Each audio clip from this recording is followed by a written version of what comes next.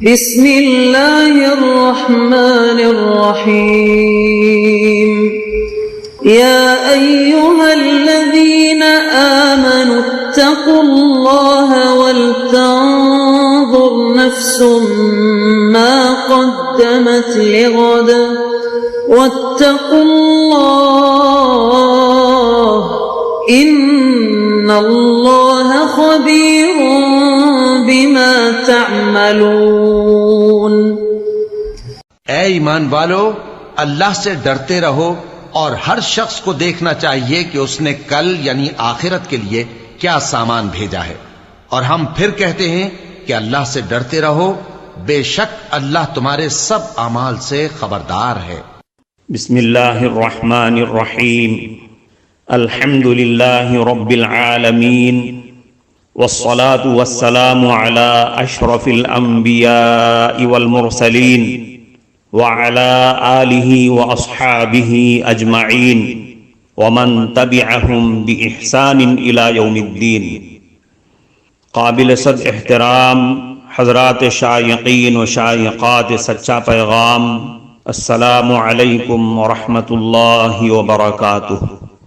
آج کی محفل میراث النبی کے نورانی پروگرام میں آپ کا استقبال ہے۔ اہلا و سہلا مرحبا۔ ہم آپ تمام حضرات و مستورات کا خیر مقدم کرتے ہیں۔ محترم حضرات و خواتین، تعلیم کا آغاز ہو رہا ہے۔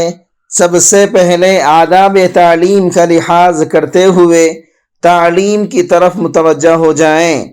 پورے دھیان سے سننا، عمل کی نیت سے سننا اور تبلیغ کی نیت سے سننا، یعنی سنی ہوئی باتیں دوسروں تک پہنچانے کے جذبے سے سننا چند خاص آداب تعلیم ہیں۔ امید ہے کہ آپ حضرات ان آداب کا ضرور خیال رکھیں گے۔ جزاکم اللہ۔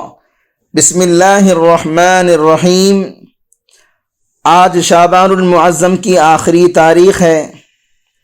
موقع کی مناسبت سے استقبال رمضان پر گفتگو کرنا چاہتا ہوں۔ حدیث میں آتا ہے کہ اللہ کے رسول صلی اللہ علیہ وسلم شعبان المعظم کی آخری تاریخ میں رمضان المبارک کی اہمیت پر ایک خطبہ ارشاد فرماتے تھے، جس میں پیغمبر صلی اللہ علیہ وسلم رمضان کے فضائل، رمضان المبارک کی خصوصیات، رمضان المبارک کی اہمیت پر کچھ ارشاد فرماتے تاکہ لوگ رمضان کے احترام اور عظمت کو سمجھ سکیں اور آنے والے اس عظیم مہمان کی قدر اس مناسبت سے کریں جو اس کا مقام اور مرتبہ ہے۔ آج میں بھی رمضان پر کچھ باتیں عرض کرنا چاہتا ہوں، کچھ ضروری گفتگو جن کا تعلق لفظ روزے سے ہوگا اور کچھ باتوں کا تعلق رمضان المبارک کے مہینے سے ہوگا۔ محترم حضرات، جس موضوع پر میں آج گفتگو کرنا چاہتا ہوں اس کے لیے میں نے قرآن مجید کی اس آیت کا سہارا لیا ہے، یا ایھا الذین آمنوا کتب علیکم الصیام کما کتب علی الذین من قبلکم لعلکم تتقون۔ اے ایمان والو، اللہ نے تم پر روزے فرض کیے ہیں جیسا کہ تم سے پہلے لوگوں پر روزے فرض کیے گئے تھے تاکہ تم لوگ متقی اور پرہیزگار بن جاؤ۔ آپ اس آیت پر غور کریں گے تو آپ کو ایک عجیب بات سمجھ میں آئے گی۔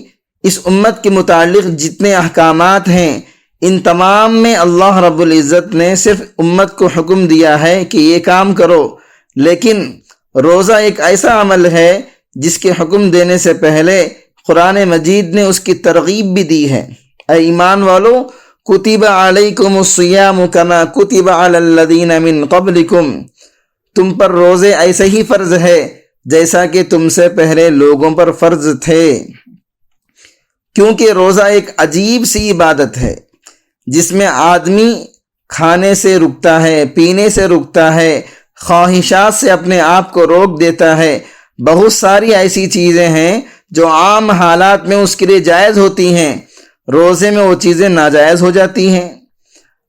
اب یہ بہت بڑا بوجھ محسوس کرتا ہے کہ میں بلا وجہ کھانے سے رک گیا ہوں، بلا وجہ پینے سے رک گیا ہوں، خواہشات پورا کرنے سے مجھے روک دیا گیا ہے، کھانا سامنے موجود ہے، کھانے کی جرات نہیں کرتا، پانی سامنے موجود ہے، پینے کی ہمت نہیں ہے، پھل فروٹ سامنے رکھے ہوئے ہیں، ان کی طرف ہاتھ نہیں بڑھاتا، یہ آدمی بڑا بوجھ محسوس کرتا ہے۔ اللہ رب العزت نے ترغیباً فرمایا، کما کتب علی الذین من قبلکم، ایمان والو جس روزے کی فرضیت کو تم محسوس کر رہے ہو، صبح سے لے کر شام تک پورا دن کھانے پینے سے، خواہشات نفسانیہ سے روکے ہوئے ہو، یہ تم پر فرض نہیں ہے، تم سے پہلی امتوں پر بھی فرض تھا، جب روزہ ان پر بھی فرض تھا تو تمہارے لیے کیا بوجھ ہے، تم بھی سعادت اور غنیمت سمجھو۔ علماء نے لکھا ہے کہ پہلے جتنی امتیں تھیں کوئی امت ایسی نہیں جس پر روزے کی فرضیت کا حکم نہ آیا ہو، حتیٰ کہ سیدنا آدم علیہ السلام کے متعلق مشہور ہے کہ حضرت آدم علیہ السلام ایام 20 کے روزہ رکھا کرتے تھے، ہر ماہ کی 13، 14، 15 تاریخ کا روزہ رکھا کرتے تھے۔ حضرت نوح علیہ السلام پر یوم عاشورہ کا روزہ فرض تھا۔ سیدنا داؤد علیہ السلام کے بارے میں کتابوں میں ملتا ہے کہ تواتر کے ساتھ اس انداز سے روزہ رکھا کرتے تھے، ایک دن روزہ رکھتے، ایک دن افطار کرتے، یعنی روزہ نہ رکھتے۔ گویا یوں سمجھ لیجئے کہ سال میں 6 ماہ تک روزہ رکھا کرتے تھے اور 6 ماہ افطار یعنی روزہ نہ رکھا کرتے۔ محترم ناظرین کرام، اس دینی اور ایمانی بیان کو سننے کے دوران ہی اس کو لائک کر دیجئے اور شیئر بھی کر دیجئے تاکہ دوسرے بھی اس سے فائدہ اٹھا سکیں۔ اللہ آپ کو جزائے خیر عطا فرمائے۔ سیدنا موسیٰ علیہ السلام کی قوم پر 40 دن کے روزے اللہ رب العزت نے فرض کیے تھے۔ سیدنا عیسیٰ علیہ السلام کی قوم آج بھی 2 ماہ تک روزہ رکھتی ہے، گویا کسی امت پر روزے کی تخفیف نہیں ہوئی، روزہ سب پر فرض تھا۔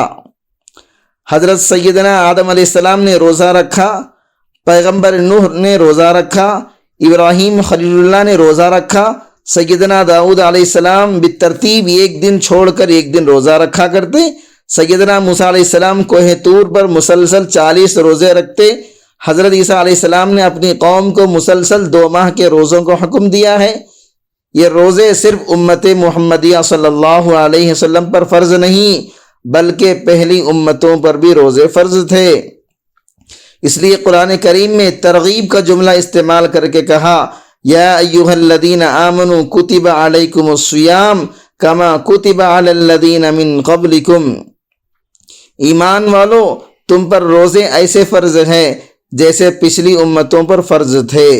روزہ صرف آپ پر فرض نہیں، یہ وہ بڑی سعادت، دولت اور نعمت ہے جو پہلی امتوں میں بھی تھی، آپ کو بھی ملی ہے۔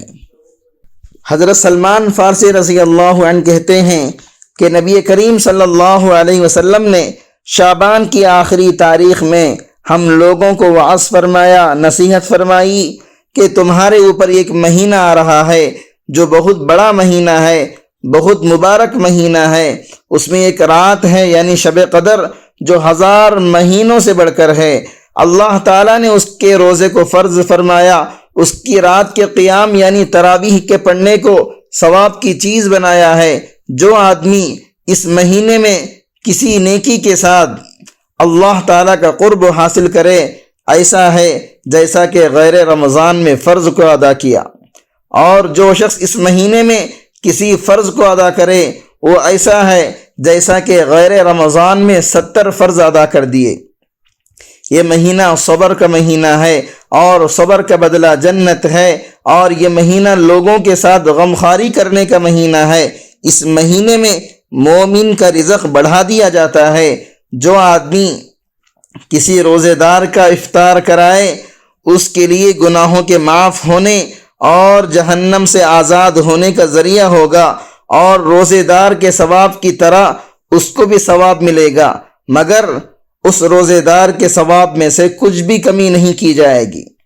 صحابہ نے عرض کیا، اے اللہ کے رسول، ہم میں سے ہر آدمی تو اتنی وسعت نہیں رکھتا، اتنی طاقت نہیں رکھتا کہ روزے دار کو افطار کرائے۔ تو آپ صلی اللہ علیہ وسلم نے فرمایا پیٹ بھر کر کھلانے پر موقوف نہیں، یہ ثواب جو مل رہا ہے پیٹ بھر کر کھلانے پر موقوف نہیں، یہ ثواب تو اللہ رب العزت ایک کھجور سے کوئی افطار کرا دے یا ایک گھونٹ پانی پلا دے یا ایک گھونٹ لسی پلا دے، اس پر بھی رحمت فرما دیتے ہیں۔ یہ ایسا مہینہ ہے اس کا اول حصہ اللہ کی رحمت ہے اور درمیانی حصہ مغفرت کا ہے اور آخری حصہ آگ سے آزادی ہے۔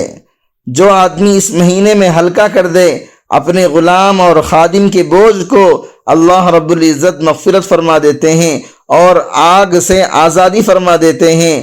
اور 4 چیزوں کی اس ماہ میں یعنی رمضان کے مہینے میں کثرت رکھا کرو، جن میں سے 2 چیزیں اللہ کو راضی کرنے کے واسطے اور 2 چیزیں ایسی ہیں جن سے تمہیں چارہ کار نہیں یعنی کرنا ہی پڑے گا۔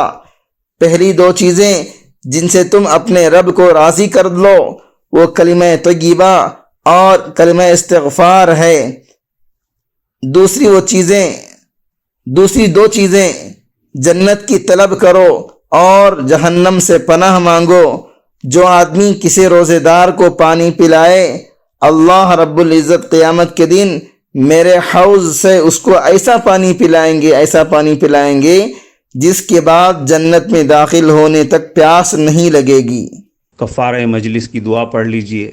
سبحانک اللہم و بحمدک اشہد ان لا الہ الا انت استغفرک و اتوب الیک۔